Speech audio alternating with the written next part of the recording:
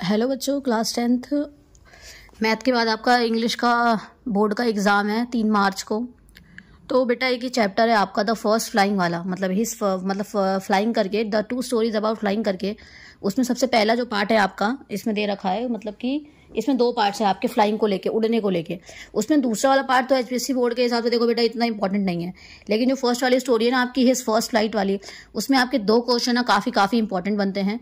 2 question बहुत ही ज़्यादा important है। पहला क्वेश्चन ये आ जाता है, describe the method use by the seagull family to help the young seagull overcome his fear to fly. मतलब ना वो मेथड्स बताओ जो उनकी फैमिली ने ट्राई करे थे कि ताकि वो ना उड़ना सीख जाता। अब इस स्टोरी में होता क्या है, बेसिकली वो सबसे बड़ा होता है, लेकिन जो उसके छोटे भाई बहन होते हैं वो उड़ना सीख जाते हैं, बट वो उड़ना नहीं सीख पाता। तो बेसिकली ना आप इसमें ना पूरी समरी बता सकते हो। देखो 2 क्वेश्चन सेम आएगा एक तरीके से, तो उसका ट्रायल्स बताओगे तो बताओगे ना वो छोटा था, उसके छोटे भाई बहन उड़ जा रहे थे, वो नहीं उड़ पा रहा था, उसको बहुत सैड फील होता था, वो कभी पता है हिम्मत ही नहीं जुटा पा रहा था कि ना वो उड़ सके। उसके छोटे भाई बहन उड़ जाते थे, बट उसने अभी तक हिम्मत नहीं जुटा पाया था वो उड़ने के लिए।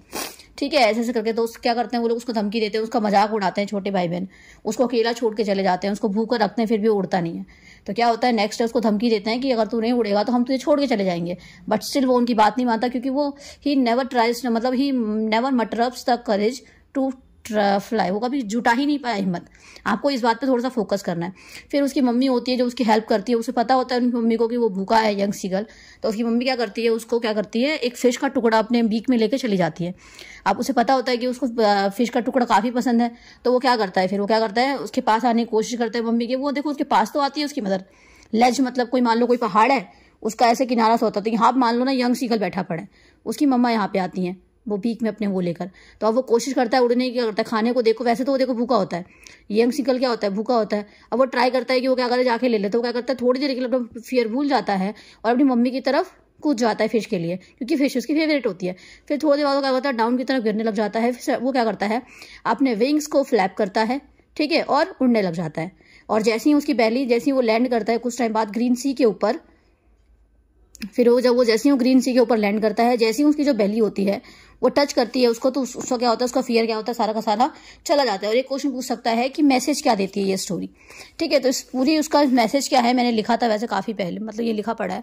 क्या है कि सक्सेस उसी को मिलती है जो एक्शंस लेता है। सक्सेस उसे कभी नहीं मिलेगी जो कभी भी एक्शंस को नहीं लेगा। ठीक है, दूसरी बात क्या कह सकते हैं हम कि टू बिकम इंडिपेंडेंट, हमें अगर इंडिपेंडेंट बनना है, किसी पे डिपेंड नहीं होना है, तो one must need to overcome his fear. एक को क्या करनी पड़ेगी, अपने फियर को दूर करना पड़ेगा एंड कंफर्ट जोन से बाहर आना पड़ेगा। तो अगर पर्सन कभी भी इंडिपेंडेंट नहीं बन सकता अगर वो क्या करेगा, अपने फियर को नहीं बाहर करेगा या अपने कंफर्ट जोन से बाहर नहीं आएगा, just like the young seagull. इसी करके थोड़ी सी आप यहाँ स्टोरी बना के क्वेश्चन आएगा, what is the message of the story his first flight. तो आप ये थोड़ी सी बातें लिख दो, फिर थोड़ी बहुत बातें आप किसके बारे में, यंग सीगल के बारे में बता दो। ये दोनों क्वेश्चन बहुत ज़्यादा इंपॉर्टेंट है, बहुत ही ज़्यादा इंपॉर्टेंट है।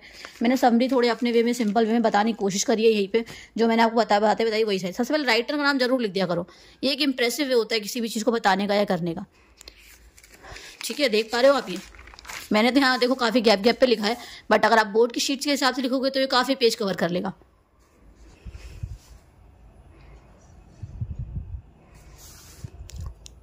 फिर लास्ट पेज पे थोड़ी सी बातें हैं कैसे उसने करी, और यहाँ पे एक मैसेज है। ठीक है, ये चैप्टर इंपॉर्टेंट है, इससे 5 मार्क्स का क्वेश्चन आता है, तो इसे इग्नोर मत करो। 5 मार्क्स का क्वेश्चन आएगा तो यही क्वेश्चन आएगा घूम फिर के। उसने अपनी फर्स्ट फ्लाइट कैसे करी तब भी आपको यही बताना है, मम्मी ने कैसे हेल्प करी तब भी यही क्वेश्चन आना है, समरी आ जाए तो आपको यही लिख के आना है, मैसेज आ जाए क्या सीखने को मिलता है। ठीक है, तो आपको सारी चीज़ें यही लिखनी है इस चैप्टर में, इससे बाहर तो कुछ भी नहीं आने वाला है।